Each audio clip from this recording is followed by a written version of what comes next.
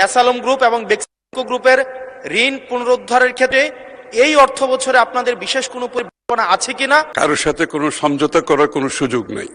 মাননীয় অর্থমন্ত্রীর কাছে আমার প্রশ্ন হচ্ছে, ইসলামী বাংলাদেশ লিমিটেড টোটাল 92,115 কোটি টাকা ঋণের ধারক এবং এই 92,115 কোটি টাকার মধ্যে গ্রুপ একাই 80,000 কোটি টাকা হচ্ছে ঋণ খেলাপি। জনতা ব্যাংক থেকে বেক্সিমকো গ্রুপ একাই হচ্ছে 25,000 কোটি হচ্ছে ঋণ খেলাপি। এই ঋণ পুনরুদ্ধারের ক্ষেত্রে মানে অ্যাসালম গ্রুপ এবং বেক্সিমকো গ্রুপের ঋণ পুনরুদ্ধারের ক্ষেত্রে এই অর্থ বছরে আপনাদের বিশেষ কোনো পরিকল্পনা আছে কিনা?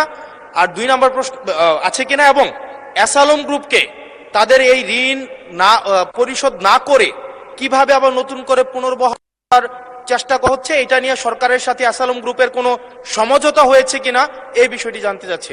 ধন্যবাদ। মাননীয় মন্ত্রী।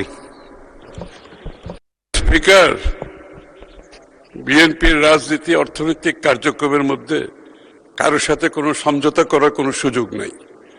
এবং আমি আপনাদের একটু পরিষ্কারভাবে বলতে চাই, বিএনপি যতবারই সরকারে এসেছে ফাইন্যান্সিয়াল ডিসিপ্লিন নিয়ে কোনো প্রশ্ন আসে নাই, macro strategy macro economic stability নিয়ে কোনো প্রশ্ন উঠে নাই, শেয়ার বাজার লুটপাট নিয়ে কোনো প্রশ্ন উঠে নাই।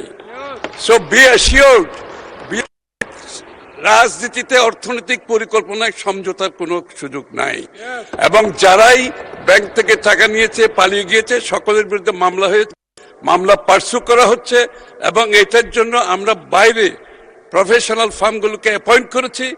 এই টাকা দিয়ে যারা পালিয়েছে এগুলো জন্য একদিকে G2G গভর্নমেন্ট কাজ চলছে, অন্যদিকে রিকভারি যে ফার্মগুলো আছে প্রাইভেটলি তারাও কাজ করছে।